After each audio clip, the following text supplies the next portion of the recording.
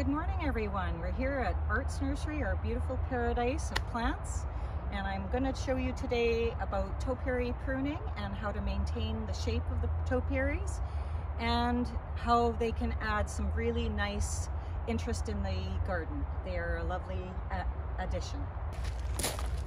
This one here is a blue point juniper. You can see it's very, very stiff in its nature. The color is actually a little bit of a greeny blue. It's a very nice accent against other green in your garden. This next one is Wichita blue, which is more of an icy blue, and it's absolutely fabulous. And you can see as it matures how easy it is to maintain, and you want to keep your angles nice and angled so that you don't end up with ice cream cones, I call it. So steep angles is the trick to maintaining the shape on the spirals. This one here is the blue arrow juniper. Its growth is quite upright, so you'll find as the tree grows, this is what it'll look like before you start to prune. This is a mature one right here. It's looking very stately and very beautiful. Then I also have the Alberta spruce, the dwarf Alberta spruce. These are young ones that haven't yet been clipped, but they will develop. And as you can see, I've got some babies waiting for me for their haircuts lined up at the back. All right, and I used to be a hairdresser, by the way, and so this comes naturally to me. So it's all about using what you have, your medium, to create beauty. You can let your mind wander. You can create shapes. Any shape will look wonderful. You can do diamonds, you can do hearts, you can do squares, round, teardrop, diamonds, pyramids. They're all really lovely. This is the one I will be working on today. He's looking rather bushy, and he will end up being a nice little tight package when he's finished. So, first thing you need to know is you need the right tools, and they should be sharp. These ones here are my pruners. They're nice and sharp. Nice pointy tips so I can get into tight corners. My shears. The shears are the most important, I find, because they give you those strong angles. You can flip them if you need to cut in closer, and you can have them upright. So either or works. This tool here is a nice little tool. I think we picked it up at Home Depot. I'm not sure. Ryobi, and you just turn it on like this. And that gives you a little nice tight curve on your plant. This one here is for you to get at eye level. It's very important to see your product down at eye level. When you're standing up here and you're pruning something at the bottom, you need to get low. So you want to be eye level with your pruners when you're doing it. So always make sure you have a little stool or something to sit on. So I'm going to start off with this one. This is what I do to begin. I say to myself, okay, you little bushy baby, I'm going to look for the open area. So right there, I see an open area. I want to expose that. So anything that's growing along that stem has to be clipped off. So you're going to take your pruners, and you're going to take anything that's growing along that stem off. You want to expose it. You do not want anything growing across it. Expose the stem. You're going to do that on the top side and the underside.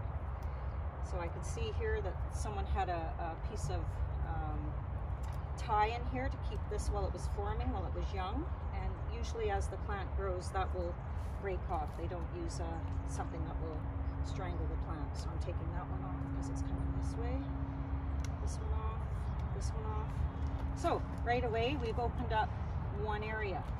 So that's perfect. So this is our runway. I call it the runway, okay? So it's like either a slalom race or a racetrack, okay? So starting out there, coming up here, winding its way up, okay? So I'm going to clear out the bottom of this one too. So I'm going to tip it on its side, take away anything that's growing along the bottom here. That one there is stuck, okay, there. This one here, this one here, this one here. All of this comes off because it's taking away from the form. So we're going to take all of this off. Check your branch before you cut it, just to make sure you're not taking out a vital piece of your puzzle. Okay, so we're getting something happening there. So now, since I've exposed that, you can see, now I'm going to start going in here. I don't think this is necessary. Let's see.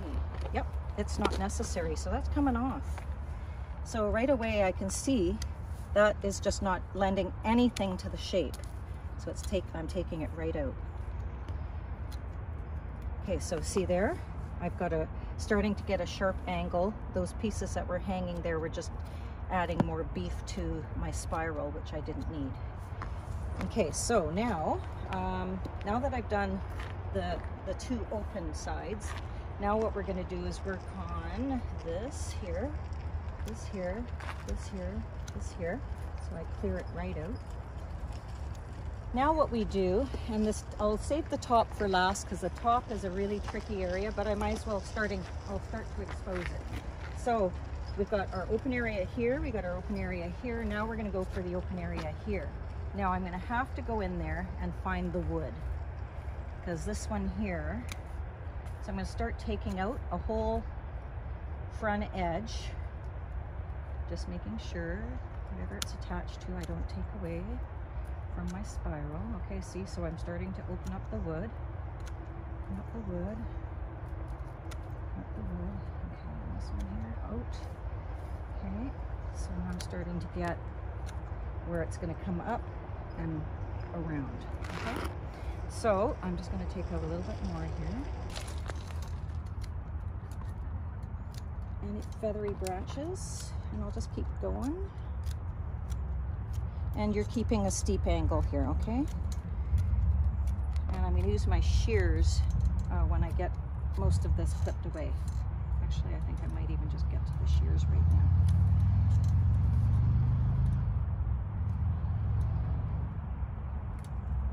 This one's coming up too, okay? And then I can go up here while I'm on my chair. Already you start to see some action happening, and it's starting to take shape. Doesn't take very much, just a little haircut. And don't be afraid, you know, a couple weeks from now it'll start to fill in if you've made a mistake, and you can always correct. And the nice thing about pruning conifers is you can prune them at any time of the year. Time of the year is kind of important on boxwood because its leaves don't harden up before winter, and you can risk frost damage if you get a cold winter. So I'm going to go now to the shears, because this is where, let's give it a turn. Oh yeah, see, look at this. We've got a lot of growth here, so we're going to use the shears and chop that out. Let's see what that, no, we don't need that. See how I pulled that out and I said, no, that's coming out. Okay, coming out. There you go, buddy. You're done. Okay. Now, I think what I might do, since I've got the stool, watch this. This will save my back. This will be awesome. Okay, so you're going to take your shears. I've got them upside down because I want that sharp angle. If I was holding it this way, you see your body's got it on that crazy angle. So you're going to go down, right? So I've got it upside down, and I'm going to go down, down, down.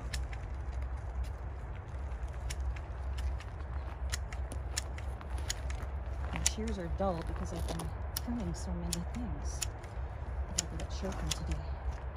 You'll know when you need them sharpened for sure.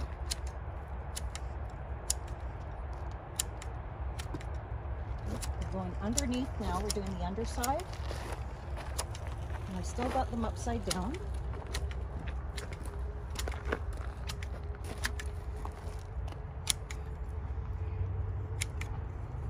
Okay, and here. Here and here and here. I still got them upside down.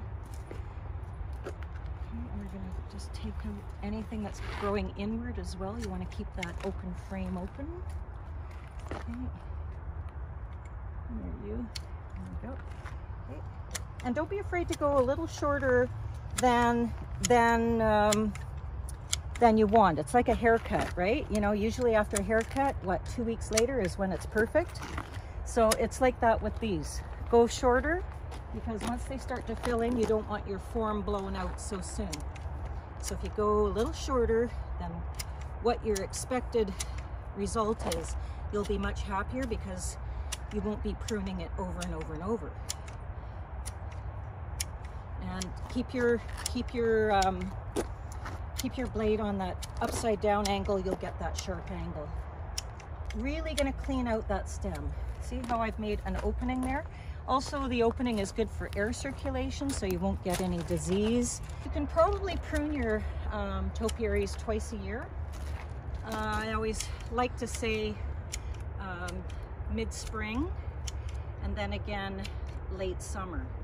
Do not try to do it in summer. It's a little, you know, if you get hot weather and you got new growth, you can get burning. Same follows for like the cedar. For the winter, you know, if you get cold winter, you're going to have problems too. You could get burning. As I mentioned with the boxwood, it has to harden off.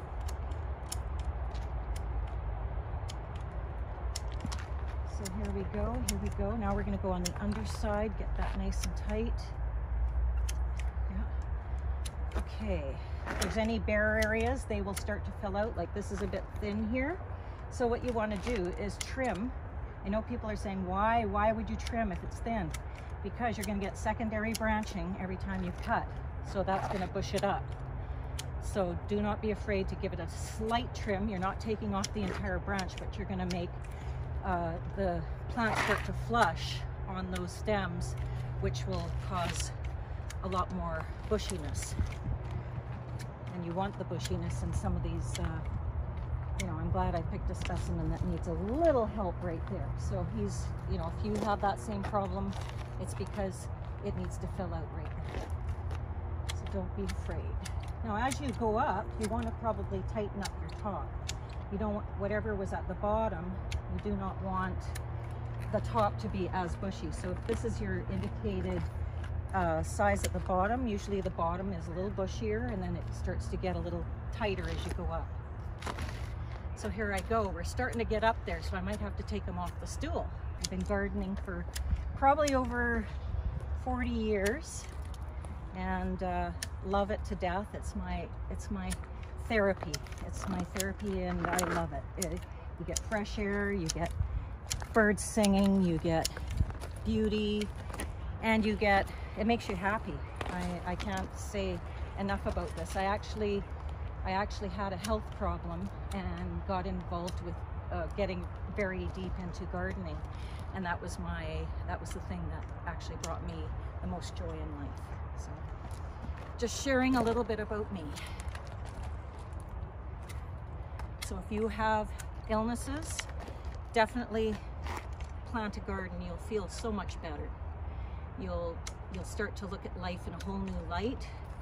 You'll be out there with nature, watching it grow. And even during this COVID virus, you know, there's nothing more that brings me more joy than going out in the garden and seeing they don't suffer.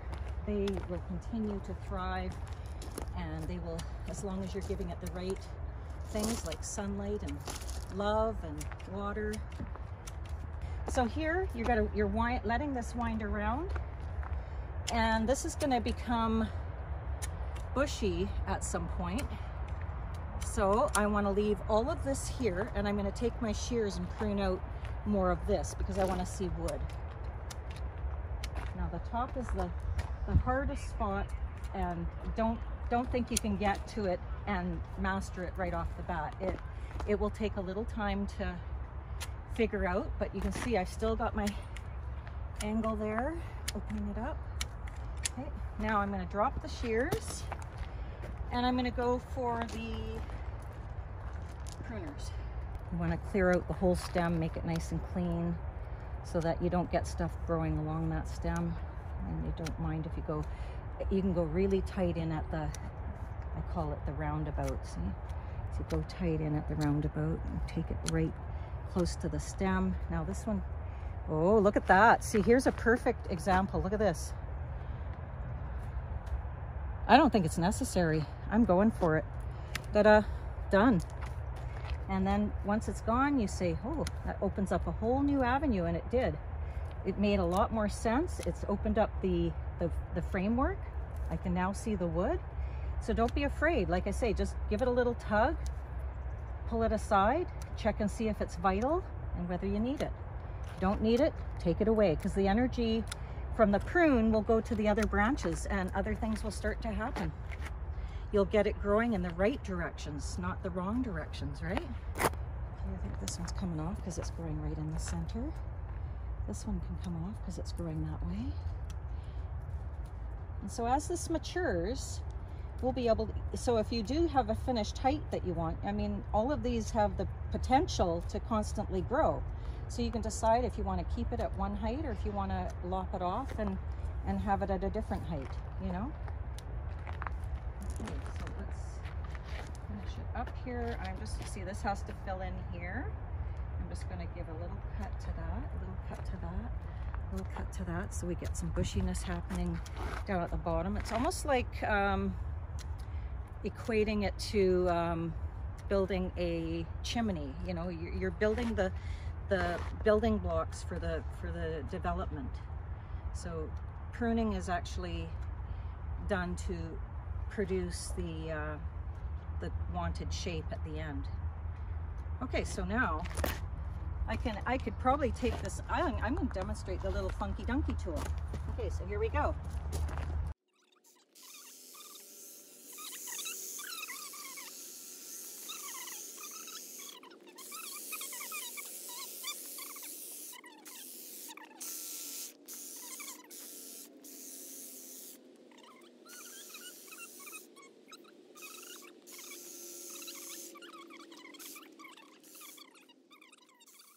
I need to grow. So let's take a step back. That's one thing you also do. You come back, you turn, you walk all sides of your plant just to make sure it's looking good.